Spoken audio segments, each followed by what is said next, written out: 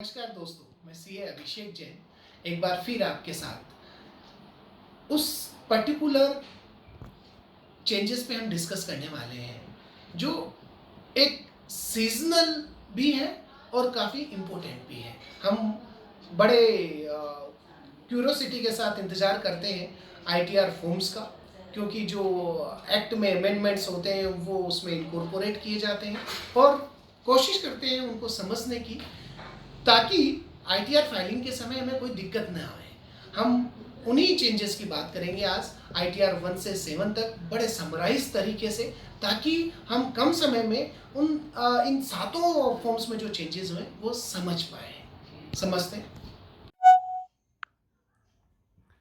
सबसे पहले हम बात करते हैं changes in ITR in a systematic order. ITR 1, as we can see, it's again called as सहज फॉर्म।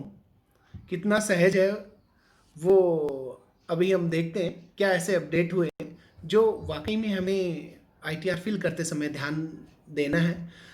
फर्स्ट जो चेंजेस था इस पर्टिकुलर असेसमेंट ईयर के लिए वो interchangeability of PAN and Aadhaar. If someone who do not have PAN, then ITR can be filed with the Aadhaar number.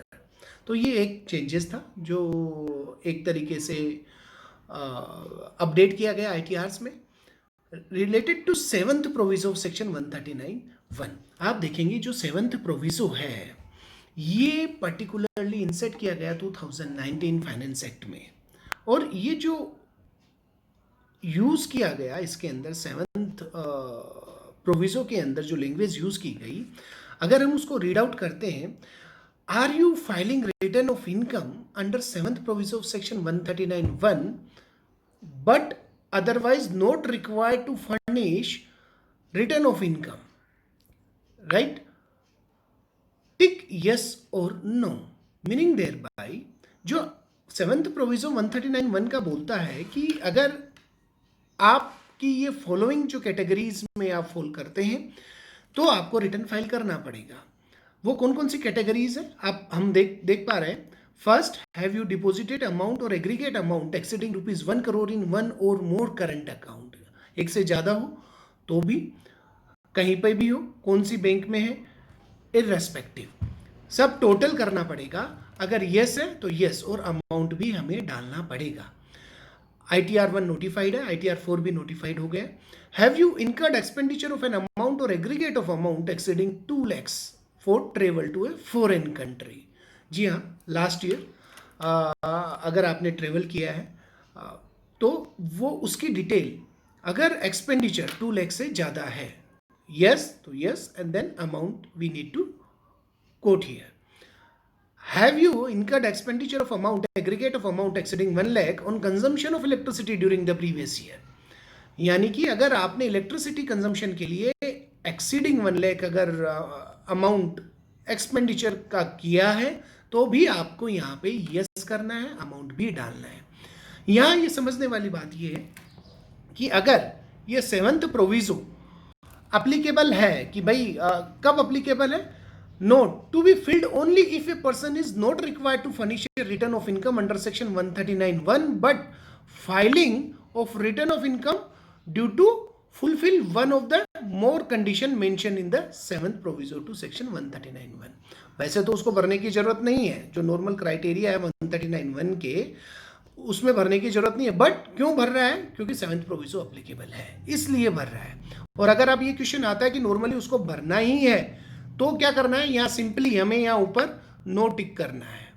ये जो आगे दिया गया है नो का कॉलम, यहाँ पे हमें नो टिक करना है, तो हमें ये भरने की जरूरत नहीं पड़ेगी क्योंकि हमें वैसे ही रिटर्न भरना है, उसके लिए कोई अलग से रिक्वायरमेंट नहीं है। अब हम आगे बात करते हैं नेक्स्ट चेंजेस जो हुआ।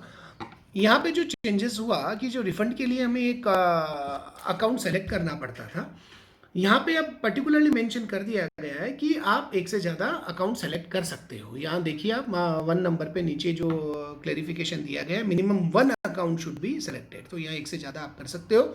और इन केस ऑफ रिफंड तो वो अगर कौन से अकाउंट में आएगा, तो यहाँ लिखा गया है डिसाइडेड बाय द सीपीसी, जब प्रोसेस हो जाएगा आईटीआर। एक और जो चेंजेस हुआ due to this COVID situation, जो इन्वेस्टमेंट का जो डिटेल हम फिल करते हैं आईटीआर में चैप्टर 6A के अंदर, उसके लिए जो ड्यू डेट्स जो कट ऑफ डेट बढ़ाई गई वो 30 जून 2020 कर दी गई। तो उसके लिए वाइफरकेशन यहाँ पे मांगा गया। आप देखेंगे 2 कॉलम है, ये कॉलम जो है ऑलरेडी फिल होगा। कहाँ से होगा? ये होगा पार्ट सी, जो डिडक्शन है उससे यहाँ से आएगा इस वाले पार्ट में। और जो नेक्स्ट कॉलम है ये वाला पार्ट फिल होगा, और जो नेक्स्ट कॉलम है दिस वन, ये आएगा जो यहाँ हमने अमाउंट भरा है। इसमें से आउट ऑफ दिस हमें यहाँ पे कितना, लेट्स अज्यूम हमने 1,25,000 यहाँ पे टोटल अमाउंट इन्वेस्ट किया, उसमें से 30,000 हमने जो 1 अप्रैल 2020 है उसके बीच में और 30 जून के बीच में भरा है। तो ये हमें डिटेल्स देनी पड़ेगी इसके अंदर। ये नॉर्मली सभी में अपडेट किया गया है। चेंजेस इन ITR 2, ITR 2 के अंदर एलिजिबिलिटी हम यहाँ डिस्कस नहीं कर रहे हैं, मोर और लेस सिमिलर सा ही है लास्ट ईयर से। एलिजिबिलिटी के लिए जो क्राइटेरिया है सेम है जैसे कि लास्ट ईयर से, मोर और लेस सब सेम ही है। बट हम जो चेंजेस हुए, जो आईटीआर के अंदर कुछ एडिशन हुए, कुछ चेंजेस हुए, उनकी बात कर रहे हैं। 7th प्रोविजो जो हमने डिस्कस किया ITR 2 के अंदर। और एक और टाइप ऑफ कंपनी यहाँ पे आप देखेंगे पार्ट 1 जनरल में पॉइंट आई और जे के अंदर ITR 2 के अंदर, यहाँ पे आप देखोगे जो डायरेक्टर्स की डिटेल पूछी जाती है any time during the previous year, तो टाइप ऑफ कंपनी का एक कॉलम ड्रॉप डाउन लिस्ट यहाँ आएगी, वो हमें फिल करना पड़ेगा। और साथ ही साथ जो डिटेल्स होगी अनलिस्टेड शेयर्स, आप देख सकते हैं जे पॉइंट के अंदर during the previous year, yes, तो name of company, type of company, PAN जो एक्वायर्ड ड्यूरिंग द ईयर, सारा डिटेल्स हमें यहाँ पे देना रहेगा। क्लोजिंग बैलेंस जितना भी है वो भी हमें कवर करना रहेगा। नाउ अब नेक्स्ट जो कॉलम हुआ वो हम बात करते हैं डिटेल्स ऑफ इन्वेस्टमेंट। हमने देखा ऑलरेडी। अब यहाँ डिटेल्स ऑफ इन्वेस्टमेंट में एक और चीज़ है जो हमें ध्यान रखने वाली है। जो हम सेक्शन 54 की जो एग्जाम्शन लेते हैं as far as capital gain is concern, उसके लिए भी जो ड्यू डेट्स बढ़ाई गई 30 जून तक, उसके लिए भी सेम यहाँ पे इंफॉर्मेशन दिया गया डिटेल्स ऑफ इन्वेस्टमेंट में कि अगर आपने कैपिटल गेन डिपॉजिट स्कीम जो अकाउंट अपन ओपन करते हैं उसका अमाउंट यूटिलाइज हुआ, उसके लिए बारे में यहाँ पे बोला गया है। अगर इस दौरान में अमाउंट यूटिलाइज हुआ है जो 1/4/2020 से 30/6 तक, तो वो यहाँ हमें नेक्स्ट कॉलम 3 के अंदर भरना रहेगा। यहाँ पे नेक्स्ट बात करते हैं हम जो एक और चेंजेस हुआ 112A स्केड्यूल के अंदर। यहाँ पे जो 112A जो लास्ट ईयर जो चेंजेस हुए थे कि लॉन्ग टर्म जो कैपिटल गेन रहेगा उसकी डिटेल्स यहाँ पे पूछी गई है। आप देख सकते हैं पूरा प्रॉपर तरीके से ISIN code, name of the shares, number of shares, sale price, fair value, जो हम कंपेयर भी करते थे 1 फरवरी 2018 का जो फेयर मार्केट वैल्यू होती थी उससे, तो 31 जनवरी वाली, तो उनसे कंपेयर करके यह सारा स्केड्यूल हमें पूरा फिल करना पड़ेगा with related to 112 capital A से रिलेटेड। तो ये एक नॉर्मली इन्फॉर्मेशन वैसे सॉफ्टवेयर पहले पूछता भी था, अब इसको प्रॉपर तरीके से दिया गया है। या एक और जो चेंजेस हुआ है कैरी फॉरवर्ड लॉसेस का, वो बाइफरकेट कर दिया गया है, नॉर्मल लॉस और आप देखेंगे प्रॉफिट थ्रो इनकम।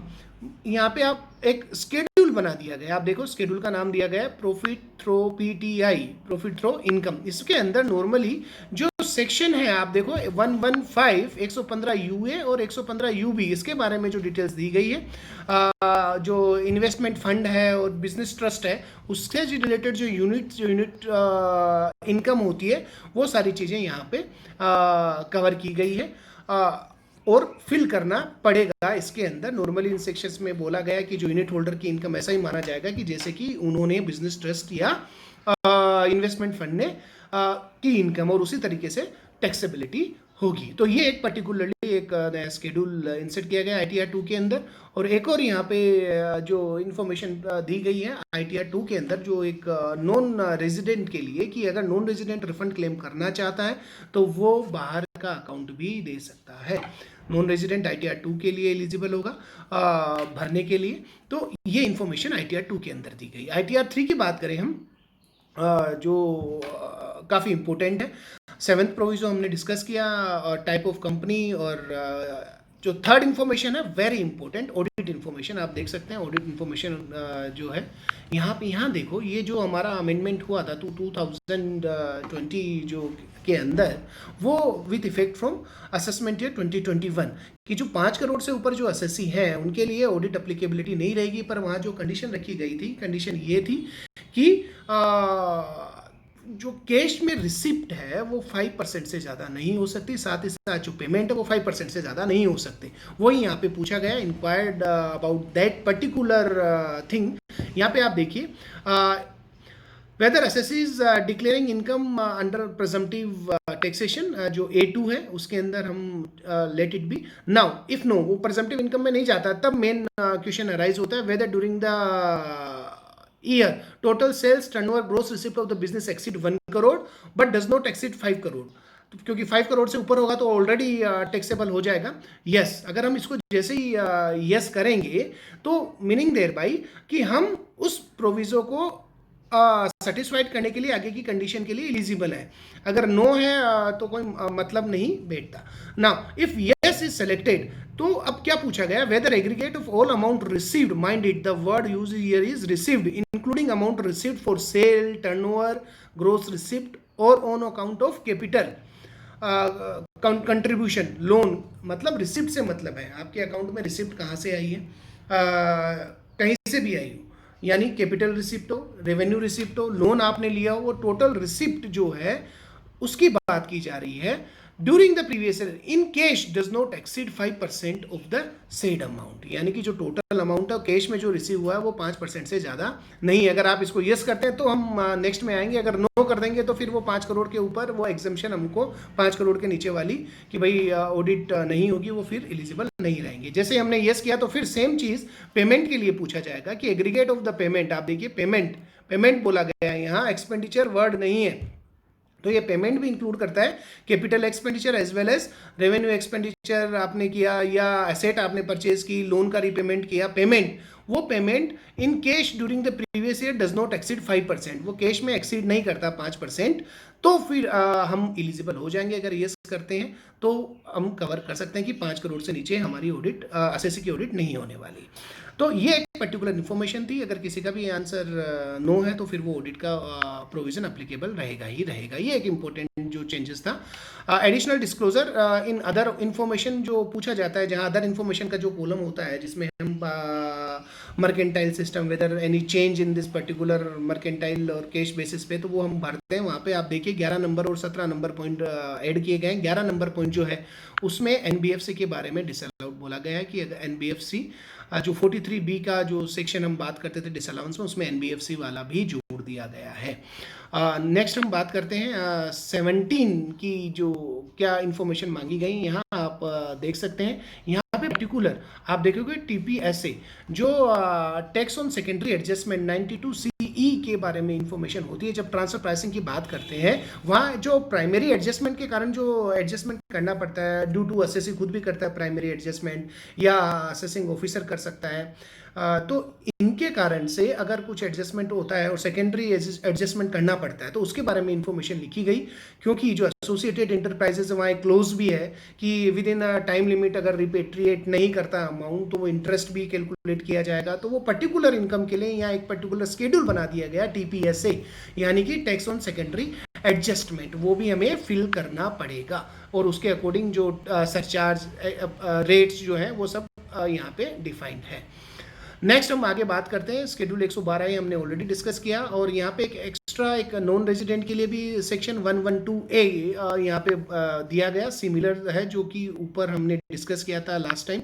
तो हम आगे बढ़ते हैं। ITR 3 schedule carry forward losses में PTI यानी कि प्रॉफिट थ्रू इनकम, ये हमने डिस्कस किया था। 115 जो UA UB के बारे में वो हमने कवर किया। ITR 4 सुगम, कितना सुगम है अभी देखते हैं। रिलेटेड टू 7th प्रोविजो 139(1) जो 3 क्राइटेरिया थे वो हमने डिस्कस किए थे, और डिटेल्स ऑफ इन्वेस्टमेंट हमने डिस्कस किया था, और मोर देन 1 अकाउंट अगर क्लेम करना चाहते हैं रिफंड, वो इन्फॉर्मेशन है। तो ये ITR 4 है, वाकई में सुगम है, ज़्यादा टाइम हमने नहीं लिया। ITR 5 की जब हम बात करते हैं कि ITR 5 में क्या चेंजेस हुए, टाइप्स ऑफ कंपनी आप देख सकते हैं जो हमने ऑलरेडी डिस्कस किया पहले भी। और new changes related audit information जो हमने देखा था 5 करोड़ वाली, एडिशनल डिस्क्लोजर जो 11 DA था 43 B वाला, और 17 जो डिस्कस किए थे हमने अभी। न्यू शेड्यूल 112 है, वी हैव ऑलरेडी कवर्ड, और 115 AD जो नॉन रेजिडेंट के लिए 112 का शेड्यूल था, ये हमने सब कवर किए। नेक्स्ट हम बात करते हैं कि यहाँ पे एक पर्टिकुलरली ई सेक्शन ऐड किया गया, शेड्यूल जो बीपी है उसके अंदर एक ई पॉइंट सेक्शन ऐड किया गया, आप देख सकते हैं ई जो यहाँ पे है, यहाँ पर्टिकुलरली लाइफ इंश्योरेंस बिजनेस से रिलेटेड इंफॉर्मेशन पूछी गई है और वो हमें फिल करनी पड़ेगी। आप देख सकते हैं नेट प्रॉफिट लॉस, अगर कोई उसके अंदर डिडक्शन है उसके बारे में सारी इन्फॉर्मेशन यहाँ पे उस बिजनेस से रिलेटेड पूछी गई है ना। स्केड्यूल CFL वो हमने ऑलरेडी डिस्कस किया। न्यू स्केड्यूल TPSA 92CE वाला जो हमने डिस्कस किया, डिटेल्स ऑफ इन्वेस्टमेंट, वो हमने कवर किया पहले के ITRs में। ITR 6 में क्या चेंजेस हुए हैं? मोस्टली मोर और लेस वही चेंजेस हैं। ऑडिट इन्फॉर्मेशन जो 5 करोड़ से रिलेटेड था, ऑडिट डिस्क्लोजर जो 43 B से और 11 DA और 17 पॉइंट से रिलेटेड था। शेड्यूल 112 A के बारे में चेंजेस थे, और एडिशनल डिस्क्लोजर जो प्रॉफिट थ्रू इनकम से रिलेटेड था।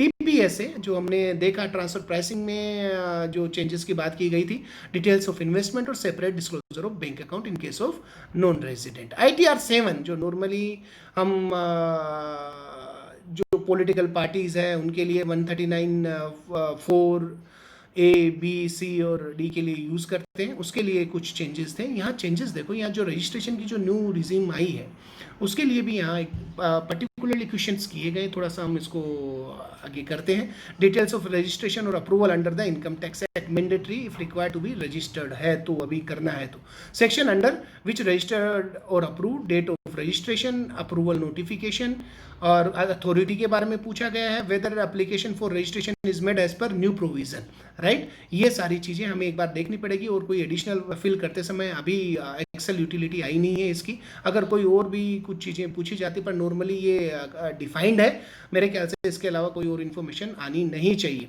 और कब अप्रूवल हुआ, ये सारी चीज़ें यहाँ पे पूछी गई है, यानी कि जो रजिस्ट्रेशन ट्रस्ट के या इंस्टीट्यूशन के रजिस्ट्रेशन के अप्रूवल से रिलेटेड सारी इन्फॉर्मेशन यहाँ पूछी गई है, जो अलग से हमें डालनी पड़ेगी बेसिक इन्फॉर्मेशन के अंडर।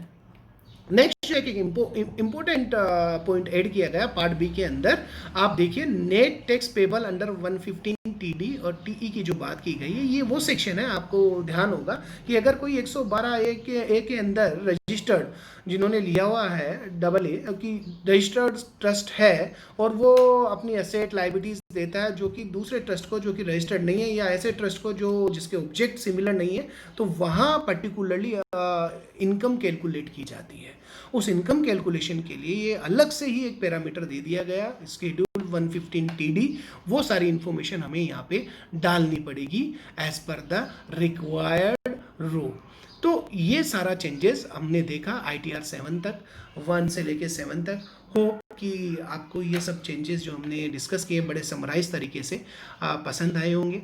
Thanks a lot. अगर वीडियो अच्छा लगे तो हमारे YouTube चैनल ज्ञान वारिधि को लाइक करें और सब्सक्राइब भी करें। नेक्स्ट अवेलेबल रहूँगा एक और नए अपडेट के साथ। Thanks a lot. Thank you.